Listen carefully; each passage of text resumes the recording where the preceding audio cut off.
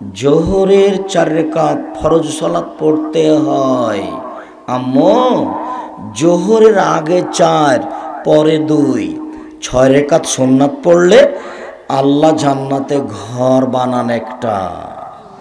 আম্মু, জোহরের আগে 4 পরে 4, 8 রাকাত সুন্নাত পড়লে আম্মু জাহান্নামী হারাম। বিদ্যে আমার স্ত্রী যেন আমার বোনদেরকে বিদ্যা শিখাতে পারে। বলো তোমার মা তোমাকে কি শিখিয়েছে? শিখিয়েছে যে বেটা তুই এই যে গেমস খেল এইটা নিয়ে, আর আমি ওই টিভিতে ইন্ডিয়ার ওটা কি স্টার জালসা দেখি। এটা তোমার মা।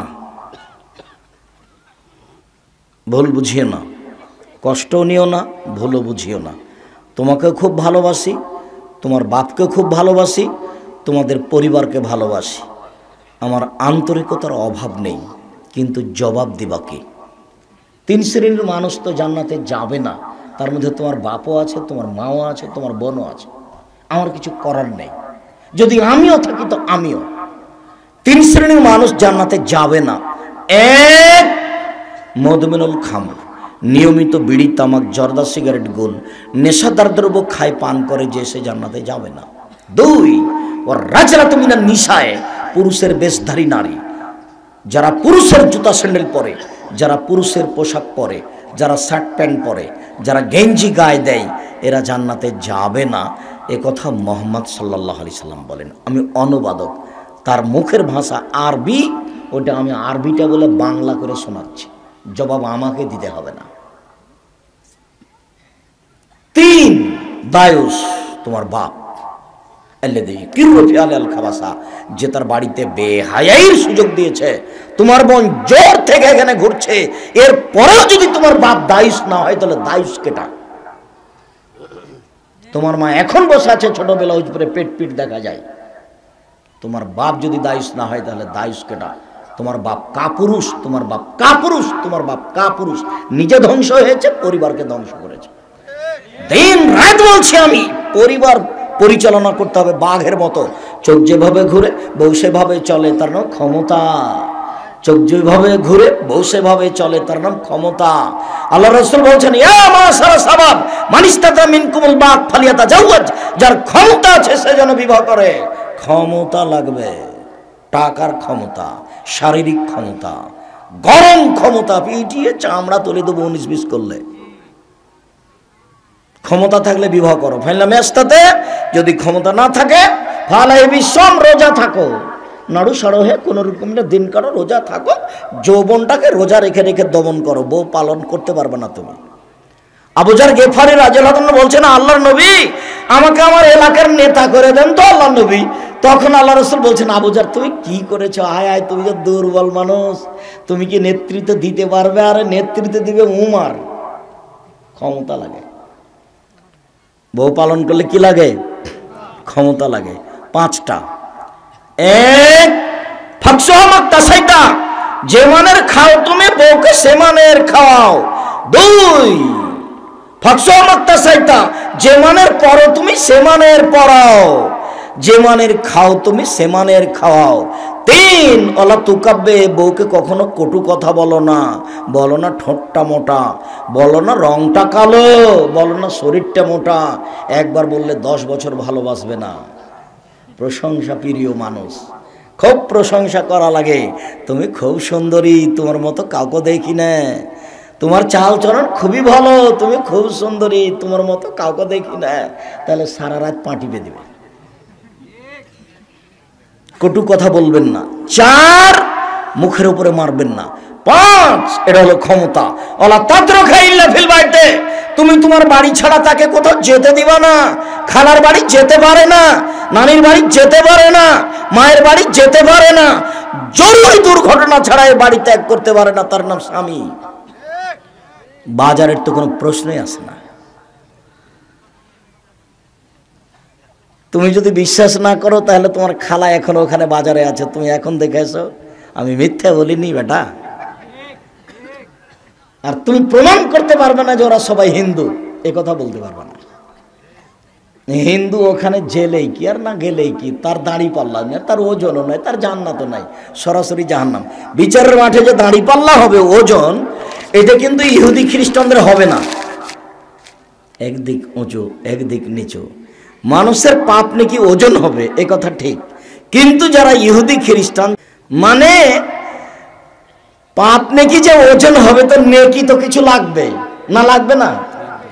গাইবান্ধা জেলাতে ধান মাঠে থেকে আনে ভারে করে, ভার বুঝেন কি, বাহুকে বেঁধে, বাহক বুঝেন তো, জমি চাষ করতে গেছে তো ছোট একটা বাচ্চা সাথে নিয়ে গেছে, দেখুন বাচ্চাটাকে নিয়ে আসবে কাঁধে করে, কেমন করে নিবে, ওই ওই ওই এতে ওই বাহুকে ওর একদিকে ওই মাটি দিয়েছে আর একদিকে বাচ্চাটাকে তুলে নিয়েছে, দিয়ে এবার কাঁধে করে নিয়ে আসছে, না হলে তো নিয়ে আসা যাবে না।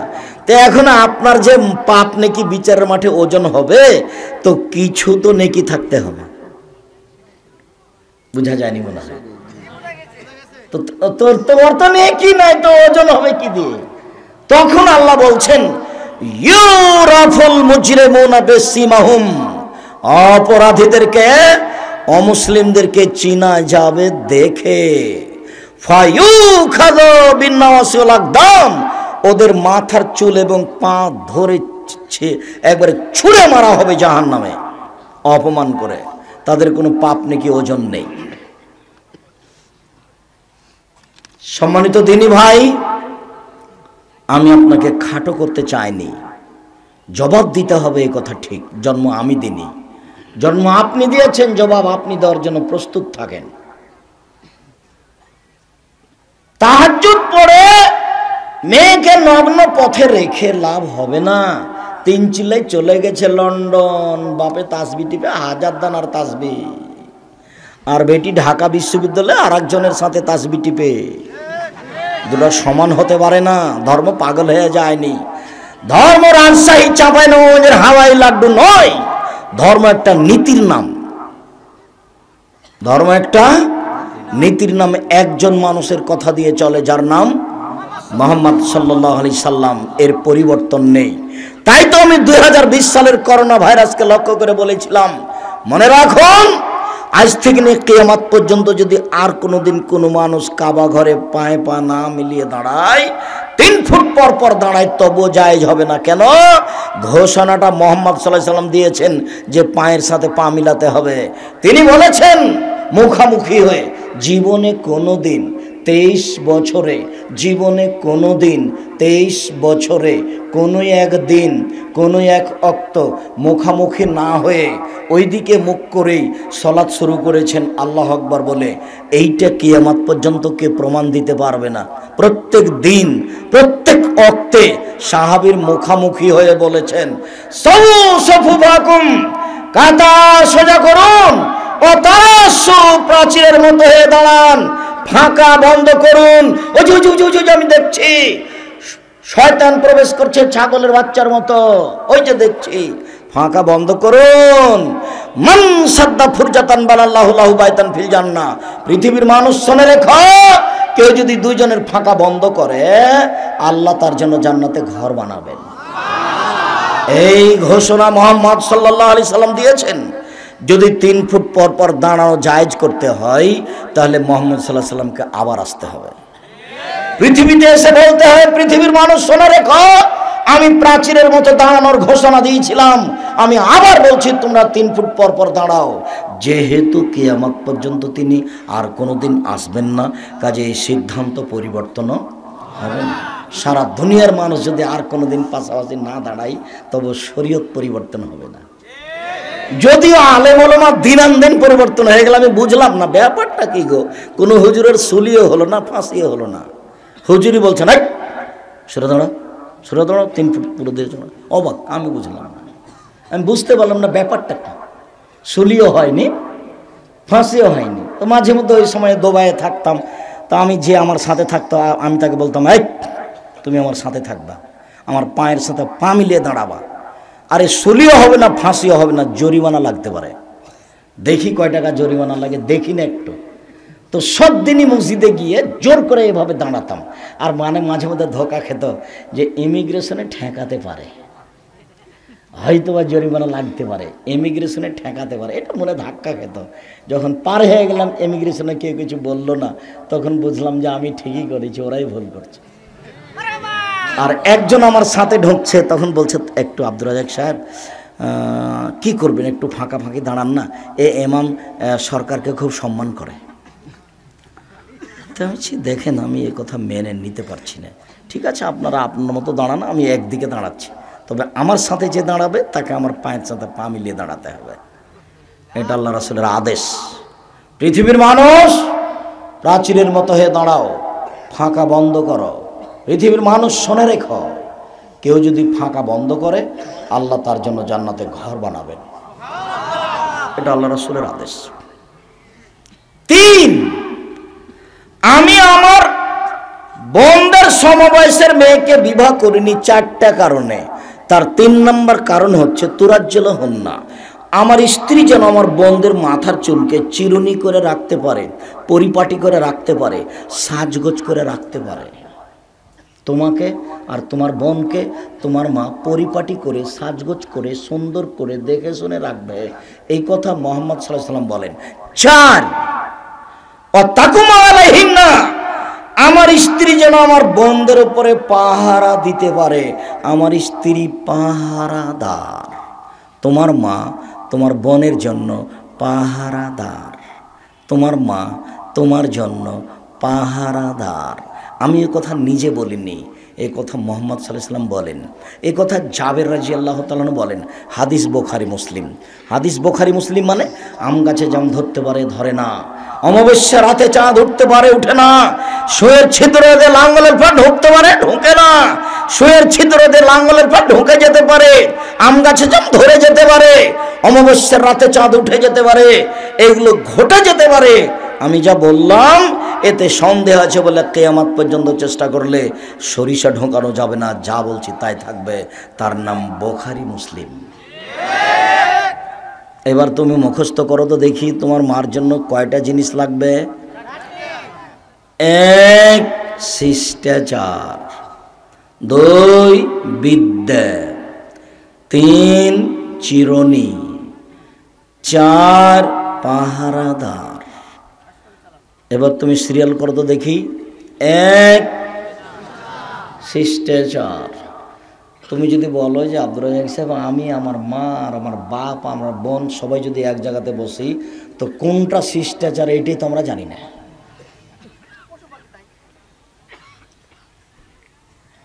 এটা ভুল হবে, শিষ্টাচার তোমাকে জানতে হবে।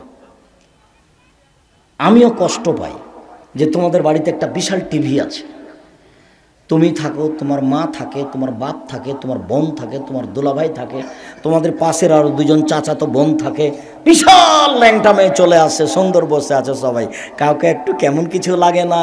বলো তো এরা মানুষ না পশু প্রাণী? বুঝে না ওরা অন্তর আছে, বুঝে না, দেখে না ওরা চক্ষু আছে, দেখে না, শোনে না ওরা কান আছে, শোনে না। উলাইকা কালানাম, তারা পশু প্রাণীর মতো, তারা গরু ছাগলের মতো, তারা কুকুর শ্রেণীর মতো, বালু মাজাল বরং তার চেয়ে খারাপ। মা হলে 4টে জিনিস লাগে। 1 শিষ্টাচার, 2 বিদ্যা, 3 চিরুনি, 4 পাহারাদার। মনে রাখতে হবে তোমার মা তোমাদের পরিবারে পাহারাদার। ভুলের জন্য জবাব আমাকে দিতে হবে না, ভুলের জন্য জবাব তোমার পিতাকে দিতে হবে। আর তোমার পিতা যেন পরিবার কত সহজ মনে না করে। রাসূল সাল্লাল্লাহু আলাইহি সাল্লাম বলেন, মান ওয়ালাদালাহু ওয়ালাদুন, কারো যদি ছেলে মেয়ে জন্ম নেই, ফাহলিস ইহসান ইসমাহু, সুন্দর একটা নাম রাখতে হবে। ছেলে হলে কি? আব্দুল্লাহ, আব্দুর রহমান, আব্দুর রহিম, আব্দুল খালেক, 99টা নামের সাথে আদ লাগিয়ে রাখবে। আর না হলে কাট রাখবে, কাট। শিরক নেই, কিন্তু এত লম্বা করে কি রেখেছে যে সে নিজেও বুঝে না, ওটা চলবে না। মোহাম্মদ দিতে হবে না, খুব সাবধান। ফেজা বালাগা, ছেলে মেয়ে যখন বড় হয়ে যাবে, ফলে ইজাব্বেজহু, বাপ যেন তার বিবাহ দিয়ে দেয়। ফেজা বালাগা, ছেলে মেয়ে যদি বড় হয়ে যায়, অলা মিজাবেজহু, বাপ যদি বিবাহ না দেয়, ফাইন আসাবা ইসমান, এই ছেলে মেয়ে যদি কোনো পাপ করে ফাইন্নামা ইসমহল আবিহে, সে পাপ তার বাপের হবে। আল্লাহ রাসূল তার মুখ দিয়ে বলেছেন, আপনাকে আমি অনুবাদ করে শোনালাম। যার কারণে তোমার পিতাই ক্ষতিগ্রস্ত হবে। তোমার পিতা যতই নিজেকে সাধারণ মনে করুক, বিচারের মাঠে তাকে জবাবদিহি হতেই হবে, বাঁচার কোনো পথ নেই। তাকে আল্লাহ মানুষ সৃষ্টি করে পাঠিয়েছেন, তাকে পশু প্রাণী করে পাঠাননি। বিচার পশু প্রাণীর হবে না, মানুষেরই হবে। বলছিলাম সম্মানিত দিনী ভাই বোন, এই ছেলে, কথার সূচনাতে দুটো কথা ছিল। কথা আমরা একটা ছেড়ে একটা বলছিলাম, সেটা হলো এই দুনিয়াতে দুটা পাপ আছে, না করে এই মানুষ পাপী। তার একটা হচ্ছে, কেউ যদি, কোনো নারী যদি সাজগোজ করে পুরুষের পাশ দিয়ে হাঁটে, তাহলে সে ব্যভিচারিণী, ব্যভিচারিণী, ব্যভিচারিণী, অথচ যে সে জেনা করেনি। আরেকটা পাপ আছে, সেটা হলো কেউ যদি কাউকে বলে, লাউকা মেরোকা, আসো আমি তোমার সাথে জুয়া খেলবো, আসো জুয়া খেলি, খালি যদি মুখে বলে যে আসো জুয়া খেলি, তাহলে 10 জন ফকিরকে 100 কেজি করে চাউল জরিমানা দিতে হবে। খেলেইনি, অবাক পাপ, অবাক পাপ। জুয়া যদি কাউকে বলে যে আসো খেলি, জুয়া কোনো নির্ধারিত খেলার নাম নয়। এবার তুমি মনে রেখো ছেলে, এই যুবক খেয়াল করো, তুমি, জুয়া কোনো নির্ধারিত খেলার নাম নয়। প্রত্যেক যেই খেলাতে টাকার হারজিত রয়েছে সেটাই হলো জুয়া। প্রত্যেক যেই খেলাতে টাকার হারজিত রয়েছে সেটাই হলো জুয়া। এখন তোমার আন্তর্জাতিক ফুটবল খেলাতে টাকার হারজিত আছে কি না? শুধু কি টাকা? বিলিয়ন বিলিয়ন ডলার খরচ আছে, ট্রিলিয়ন ট্রিলিয়ন ডলার খরচ আছে। কত টাকা খরচ আছে তা মানুষ জানে না। 1, 2, এই খেলাকে লক্ষ্য করে পুরুষ নারী হাততালি দিচ্ছে, এটা ইহুদি খ্রিস্টানের কাজ। 3, এই খেলাকে লক্ষ্য করে মানুষ 2 ভাগে ভাগ হয়ে আছে। এই ব্রাজিলের পক্ষে জয় হয়ে গেলে গরু জবাই করবে, এই আর্জেন্টিনার পক্ষে পরাজয় হয়ে গেলে আত্মহত্যা করবে। দুটাই মুখামুখি আছে। এর চেয়ে খারাপ কি আছে? পৃথিবী জুড়ে যত কাপড় কিনে ফেস্টন তৈরি করেছে, বিশাল পর্দা, এতে কত লক্ষ টাকার কাপড় আছে তার হিসাব কে জানে? সারা পৃথিবী জুড়ে যত পতাকার কাপড় কিনা হয়েছে, কত কাপড় কিনা হয়েছে কে জানে কত টাকার। শুধুমাত্র মাগুরা জেলায় একটা লোক জমি বিক্রি করে পতাকা ঝুলিয়েছে 7.5 কিলোমিটার লম্বা করে। একটা লোক ফেনী জেলায় কাপড় কিনে পতাকা ঝুলিয়েছে 4.5 কিলোমিটার লম্বা করে। তুমি বলো, এ কুকুর শ্রীগাল পশু প্রাণী না এ মানুষ? আমাকে এর জবাব দিতে হবে না, তুমি জবাব দেওয়ার প্রস্তুত থাকো নিজের ব্যাপারে এবং আরেকজনের ব্যাপারে, এবং সংশোধন হও। আমাকে এটা বলা লাগবে না। আরো শোনো, সারা পৃথিবী জুড়ে যে টিভি টেলিভিশন ব্যবহার হচ্ছে, এতে কত টাকা খরচ আছে। আরো শোনো, একে সামনে রেখে মানুষ যে বসে আছে ঘন্টার ঘন্টা, দিন দিন, তো কত ক্ষতি আছে। এত কিছুর পরেও যদি এই আন্তর্জাতিক ফুটবল খেলা নাজায়েজ না হয়, যদি এটা জুয়া না হয়, তাহলে আসলে পৃথিবীতে জুয়া কোনটা? তোমার সাথে আরো 2টা কথা আছে, তবে এখানে একটা শুনে রাখো। এটা হলো কথার কথা, এটা কোনো কথা নয়, এটা কথার কথা। যে এটা তো নাজায়েজ, এমন নাজায়েজ যে জিবরাইল আলাইহিস সালাম যদি একদিকে হন, আর যদি মালাকুল মউত আজরাইল একদিকে হন, 2 জন মিলে যদি আন্তর্জাতিক ফুটবল খেলা খেলেন কাবা ঘরে, তবুও হারাম।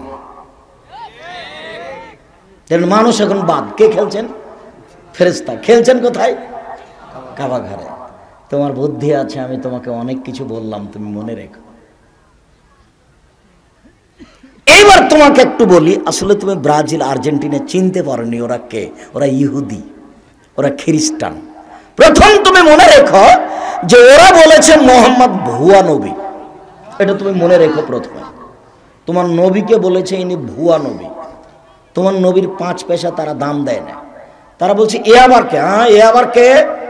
আরে নবী হলে তো আমাদের মধ্যে থেকে হবে। ঈসা আমাদের নবী, মুসা আমাদের নবী, মোহাম্মদ নবী হলে আমাদের থেকে হবে, কোনো দিন মানেনি। ওই যে সেদিন জর্জ বুশ ইরাকের সাথে যুদ্ধ করলো, তখন তার যুদ্ধের নাম দিয়েছিল ক্রুসেড যুদ্ধ, ধর্মীয় যুদ্ধ। জয়ী হয়েছে বুশ তার ধর্মীয় যুদ্ধে, সে কোনো দিন নবীকে মানেনি। তখন আল্লাহ বলছেন, লান্তার জান কালে ইহুদ ওয়ান নাসারা, মুহাম্মদ সাল্লাল্লাহু আলাইহি ওয়াসাল্লাম আপনি জেনে রাখেন, কিয়ামত পর্যন্ত ইহুদি খ্রিস্টান আপনাকে কোনোদিন মানবে না, কোনো দিন মানবে না, কোনো দিন মানবে না। আপনি ইহুদি হন তাহলে ঠিক আছে, আপনি খ্রিস্টান হন তাহলে ঠিক আছে। এই যে তুমি মাথার চুল ছাতা করেছো, খুশি হয়েছে। তুমি ব্রাজিলের পতাকা তোমার মোটরসাইকেলে ঝুলিয়েছো, খুশি হয়েছে। আর যদি তোমাকে পাই কখনো সামনে, তাহলে তোমার মাথার উপরে 3 বালতি গু তুলে দিবে, দিয়ে বলবে ঠিক হয়েছে বেটা, মুসলমান কিসের রে, কিসের মুসলমান বেটা, সারা দেশ থেকে এসেছিস, লন্ডন আমেরিকায় পাশ্চাত্য দেশে সবকে পায়খানা করতে সাফ করতে লাগিয়ে রেখেছি, তোকে যদি সুযোগ পাই তো কয়েক বালতি পায়খানা তোর মাথায় চাপিয়ে দেব। আপনাকে কত ঘৃণা করে আপনাকে আমি ভাষা দিয়ে বোঝাতে পারবো না। আপনাকে গরু ছাগলও মনে করে না, আপনাকে কুকুর শ্রীগাও মনে করে না। সারা পৃথিবী জুড়ে আছে ও, ভুয়া ফাঁকি দিয়ে তোমার কাছে ওষুধ বিক্রি করেছে করোনার নাম দিয়ে, কবে করোনা চলে গেছে, কোথায় যে আসলো আর কার কাছে যে গেল, টাকাটি নিয়ে চলে গেল। এটা ভেলকি, জাদু। তুমি চিনতে পারোনি ওকে, তুমি চিনতে পারলে একটু আঁচ করতে, কেমনে তুমি তার পতাকা তোমার বাড়ির উপরে ঝোলাও। ছি ছি ছি ছি ছি ছি ছি ছি। 1 মিনিট দেখো তুমি, এই ছেলে দেখো, গায়রিল মাগদুবি আলাইহিম ওয়ালাদ-দাল্লিন। আল্লাহ অভিশপ্ত ইহুদিদের পথ দেখায় না, আল্লাহ ভ্রান্ত খ্রিস্টানের পথ দেখায় না। গায়রিল মাগদুবি আলাইহিম ওয়ালাদ-দাল্লিন, আল্লাহ অভিশপ্ত ইহুদিদের পথ দেখায় না, ভ্রান্ত খ্রিস্টানের পথ দেখায় না। আমিন। দীর্ঘ সময় ধরে তোমার দরবারে কথাটা বললাম, তুমি একটু কবুল করো, আমিন। প্রতিদিন আপনি এই কথা বলছেন, প্রতিদিন। ওরাই ইহুদি, ওরাই খ্রিস্টান। আরো 1 মিনিট, আল্লাহর নবী মক্কা থেকে মদিনায় আসলেন, দেখলেন ওরা মুহররমের 10 তারিখে রোজা থাকে। তো তিনি বললেন, কি ব্যাপার, তোমরা মুহররমের 10 তারিখে সিয়াম থাকো কেন, ঘটনা কি? তখন ওরা বলল, আরে মুহররমের 10 তারিখ আমাদের বড় দিন, এই দিনে আল্লাহ ফেরাউনকে ডুবিয়ে দিয়েছেন, এই দিনে আল্লাহ মুসাকে বাঁচিয়ে দিয়েছেন, আমরা এই দিনের শুকরিয়া আদায় করি, এই দিন আমাদের বড় দিন। ও ঠিক আছে ঠিক আছে ঠিক আছে, শোনো, শুকরিয়া আদায়ের ব্যাপারে আমি তোমাদের চেয়ে বেশি হক রাখি। সাহাবীগণ সবাই আপনারা মুহররমের 10 তারিখে সিয়াম থাকেন, আমিও থাকছি। বলার সাথে সাথে সাহাবীগণ খেপে উঠলেন, বলেন কি আপনি, মুহররমের 10 তারিখে সিয়াম থাকবো মানে? কেন থাকবো? এটা হলো তাদের বড় দিন। আপনি দিন রাত বলছেন খালিফুল ইয়াহুদা ওয়ান নাসারা, পৃথিবীর মানুষ তোমরা ইহুদি খ্রিস্টানের বিরোধিতা করো, পৃথিবীর মানুষ তোমরা ইহুদি খ্রিস্টানের বিরোধিতা করো, পৃথিবীর মুসলমান তোমরা ইহুদি খ্রিস্টানের বিরোধিতা করো। দিন রাত আপনি বলছেন বিরোধিতা করতে, আর আপনি মুহররমের 10 তারিখে সিয়াম থাকতে বলছেন মানে? এটা তো তাদের বড় দিন, আমরা কেন মুহররমের 10 তারিখে সিয়াম থাকবো? তখন আল্লাহ রাসূল বলছেন, আচ্ছা আচ্ছা আচ্ছা ঠিক আছে, ঠিক বলেছ, লাইন বাকেত সানাতাল কাবেলা, আমি যদি সামনে বছর বেঁচে থাকি লাসুমান্না তাসা, তাহলে আমি 9 তারিখেও সিয়াম থাকবো। 9 তারিখ হবে বিরোধিতা, 10 তারিখ হবে শুকরিয়া। বুখারী মুসলিম। বিচার করেন তো দেখি, এই ছেলে তুমি বিচার করো তো দেখি, কি বিচার করতে পারো তুমি? তুমি নাকি মাস্টার ডিগ্রি পাস, তুমি নাকি ভালো ব্যবসা করো, তোমার নাকি হোশ বুদ্ধি আছে, একটু বিবেচনা করো তো দেখি। তিনি বললেন, ঠিক আছে, ওদের বিরোধিতা করতে হবে, এ কথাই ঠিক। অতএব সামনে বছর বেঁচে থাকলে আমি 9 তারিখ সিয়াম থাকবো। 9 তারিখ হবে বিরোধিতা, আর 10 তারিখ হবে শুকরিয়া। একটু গরম পানি লাগে। সম্মানিত দিনী ভাই বোন, আমি আপনার কাছাকাছি থেকে আলোচনায় ফিরে আসি। অতীব সংক্ষিপ্ত হলেও একবারে এক খেয়ালে এক পায়ে দাঁড়িয়ে থেকে বসে থেকে আলোচনার প্রতি লক্ষ্য রাখবেন। আপনাকে আমি আন্তরিকভাবে অনুরোধ জানাচ্ছি, আপনি আমার দিনী ভাই, আপনি আমার দিনী বোন, অল্প সময় দয়া করে আমাকে কোনো কাজ দেখাবেন না। মহান আল্লাহ বলেন, ইয়া আইয়ুহান নবী কুল্লি আজওয়াজিকা ওয়া বানাতিকা ওয়া নিসাইল মুসলিমিন ওয়া নিসাইল মুমিনিন আইয়ুদনা মিন আলাইহিন্না মিন জালাবিবিহিন্না। মুহাম্মদ সাল্লাল্লাহু আলাইহি সাল্লাম, আপনি আপনার মেয়েদেরকে, জনগণের স্ত্রীদেরকে বলে দেন, তারা যখন বাড়ি থেকে বের হবে তখন গায়ে চাদর দিয়ে বের হবে, ইসলামী পোশাক পরে তাদেরকে বাড়ি থেকে বের হতে হবে। এইটা আপনি তাদেরকে বলে দেন। আল্লাহ তাআলা এই আদেশ করলেন। এবার এই আয়াতের ভিত্তিতে একটা হাদিস, উম্মু আতিয়া বলেন, উমিরনা নুখরাজাল হুইয়াজ, আল্লাহ নবী বললেন, শোনো, ঈদের মাঠে মহিলাদেরকে যেতে হবে। ভালো মহিলা তো যাবেই, যারা ঋতুবতী তাদেরকে যেতে হবে। ইয়াসাদনা জামাতাল মুসলিমিন, তারা মুসলমানদের জামাতে উপস্থিত হবে। ওই কাব্বিরনা মান্নাস, ঋতুবতী মহিলারা যায় পুরুষের সাথে তাকবীর পাঠ করবে। তারা বলবে, আল্লাহু আকবার, আল্লাহু আকবার, লা ইলাহা ইল্লাল্লাহ, আল্লাহু আকবার, আল্লাহু আকবার, ওয়ালিল্লাহিল হামদ, আল্লাহু আকবার, আল্লাহু আকবার, লা ইলাহা ইল্লাল্লাহ, আল্লাহু আকবার, আল্লাহু আকবার, ওয়ালিল্লাহিল হামদ। ঋতুবতী মহিলারাও মাঠে যাবে, জনগণের সাথে তাকবীর পাঠ করবে এবং ইমামের বক্তব্য শুনবে। যেতেই হবে, যেতে বাধ্য। তখন একজন মহিলা বলছেন, আল্লাহর নবী, এহদানা লাইসা লাহা জিলবাব, আমাদের এমনও কত মহিলা আছে যার চাদর নেই, তাহলে কি করবে, কিভাবে যাবে? তখন আল্লাহ রাসূল বলছেন, লিতুল বিসহা সাহিবাতুহা মিন জিলবাবিহা, তার বান্ধবী তাকে চাদর দিয়ে দিবে, বান্ধবীর চাদর চেয়ে নিয়ে যাবে। তার মানে মহিলা বাড়ি থেকে খালি গায়ে বের হতে পাবে না। তাই তোমার কষ্ট হয় যে রানীনগর থানায় অমুক গ্রামে বাড়ি, ভালো মেধাবী ছেলে, ভালো শিক্ষা অর্জন করেছে, লন্ডন থেকে ডাক্তারি পাস করেছে, ঢাকা পিজি হাসপাতালের বড় ডাক্তার, 2.5-3 লক্ষ টাকা মাসে বেতন। সেদিন বাড়িতে আসলো গাড়িতে, গাড়ি থেকে নামলো, ছেলের পরনে প্যান্ট আছে, প্যান্টটা টাকনোর নিচে আছে, গায়ে কোট আছে, গলায় টাই আছে, দাড়ি চাঁচা আছে, হাতে সিগারেট আছে। এইভাবে ছেলেটি গাড়ি থেকে নামলো। একটু পরে বৌমা নামলো, গায়ে হালকা হালকা কাপড় আছে। একটু পরে নাতনি গাড়ি থেকে নামলো, দেখি গায়ে কোনো কাপড়ই নাই। গাড়ির পিছন দিকে দেখি কুকুর আছে।